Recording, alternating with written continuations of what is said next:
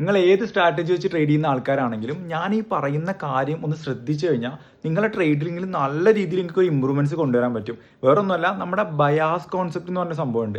അതായത് അഡ്വാൻസ്ഡ് ICTയിൽ വരുന്ന ഒരു സംഭവം തന്നെയാണ് ഈ ബയാസ് എന്നുള്ളത്. നിങ്ങൾക്ക് ഇഷ്ടമുള്ള, നിങ്ങൾ ഒരുപാട് കാലമായിട്ട് വർക്ക്ഔട്ട് ചെയ്യുന്ന ഏത് സ്ട്രാറ്റജി വേണമെങ്കിലും നിങ്ങൾ യൂസ് ചെയ്തോ, പക്ഷേ ഈ ബയാസ് സംഭവം അതിലൊന്ന് ആഡ് ചെയ്ത് നോക്ക്. ചാർട്ടിന്റെ കളർ കണ്ടിട്ട് ആരും കൺഫ്യൂസ്ഡ് ആവണ്ട. നമ്മുടെ വേൾഡ് കപ്പ് ഒക്കെ അല്ലേ വരുന്നത്, നമ്മുടെ ടീമിനെ ഇൻഡിക്കേറ്റ് ചെയ്യാൻ വേണ്ടി ചാർട്ടിന്റെ കളർ ജസ്റ്റ് ഒന്ന് ചേഞ്ച് ചെയ്തതാണ്. അപ്പോൾ നമുക്ക് കാര്യത്തിലേക്ക് വരാം. ഞാൻ ഈ പറയുന്ന ബയാസ് കോൺസെപ്റ്റ് ഞാൻ മുന്നൊരു വീഡിയോയിൽ ചെയ്തിട്ടുണ്ടായിരുന്നു, നിങ്ങൾക്ക് ഓർമ്മ ഉണ്ടോന്ന് അറിയില്ല. നമ്മുടെ ഡ്രോ ഓൺ ലിക്വിഡിറ്റി അഥവാ ടോപ്പ് ഡൗൺ അനാലിസിസ് എന്നൊക്കെ പറഞ്ഞിട്ടുള്ള ഒരു കോൺസെപ്റ്റ് ഉണ്ടല്ലോ. ആ കോൺസെപ്റ്റിൽ പറയുന്ന സംഭവം തന്നെയാണ്.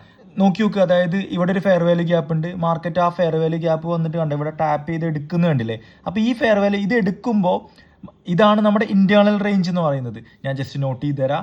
ഇതാണ് നമ്മുടെ IRL എന്ന് പറയുന്നത്, ഇതാണ് നമ്മുടെ ഇന്റേണൽ റേഞ്ച് എന്ന് പറയുന്നത്. ഇത് ഡെയിലി ക്യാൻഡിലാണ് കേട്ടോ, അതുകൊണ്ട് ആരും കൺഫ്യൂസ് ആവാൻ നിൽക്കണ്ട. ഈ IRL ഇവിടെ ടാപ്പ് ചെയ്തതിന് റിവേഴ്സൻ അഥവാ ഈ ഒരു റിജക്ഷൻ തന്നാൽ തന്നെ നമുക്ക് മനസ്സിലാക്കാം മാർക്കറ്റ് വേറൊരു ഡയറക്ഷനിലോട്ട് മൂവ് ചെയ്യാൻ തുടങ്ങിയിട്ടുണ്ട്, അഥവാ ഇന്റേണലിൽ നിന്ന് എക്സ്റ്റേണലിലോട്ട് മൂവ് ചെയ്യാൻ തുടങ്ങിയിട്ടുണ്ട് നമുക്കിവിടെ മനസ്സിലാക്കാം. സോ ഇതാണ് ഇന്റേണൽ എന്നുണ്ടെങ്കിൽ എക്സ്റ്റേണൽ ഏതായിരിക്കും വരിക? ഓഫ് കോഴ്സ് ഈ ലോ അല്ലേ, ഈ സ്വിംഗ് ലോ ആയിരിക്കും നമുക്കിവിടെ എക്സ്റ്റേണൽ വരിക. കാരണം എന്താ, ഇതാണ് ഫെയർ വാല്യൂ ഗ്യാപ്പ്, താഴെ മൂവ് ചെയ്തിട്ട് തിരിച്ച് കയറിയിട്ടാണ് ആ ഇത് എടുത്തിട്ടുള്ളത്. സോ ഈ ഏരിയനെയാണ് നമ്മൾ എന്ത് വിളിക്കുന്നത്? എക്സ്റ്റേണൽ റേഞ്ച് എന്ന് വിളിക്കുന്നത്. സോ നമുക്ക് ഈ ഒരു ഏരിയയിൽ നിന്ന് ഈ എക്സ്റ്റേണൽ റേഞ്ച് വരെ നമുക്കൊരു മൂവ്മെന്റ് എക്സ്പെക്ട് ചെയ്യാം. അപ്പോൾ ഈ ഒരു ഏരിയ, ഈ ഒരു ഫുൾ ഏരിയനെ നമുക്ക് എന്ത് ചെയ്യാൻ വേണ്ടി യൂസ് ചെയ്യാം? നമുക്കൊരു സെൽ എൻട്രി നോക്കാം. ലൈക്ക് അതെന്തോ ആവാട്ടോ, നിങ്ങൾക്ക് ഓർഡർ ബ്ലോക്ക് വെച്ചിട്ട് കംഫർട്ടായിട്ട് എടുക്കുന്ന ആൾക്കാരാണെങ്കിൽ ലോ ടൈം ഫ്രെയിമിൽ പോ, എന്നിട്ട് ഓർഡർ ബ്ലോക്ക് കിട്ടുമ്പോൾ എൻട്രി എടുത്തോ. ഡെയിലി ക്യാൻഡിൽ ആയതുകൊണ്ട് ഏകദേശം ഒരു 8ഓളം ക്യാൻഡിൽസ് അവിടെ നിൽക്കുന്നുണ്ട്.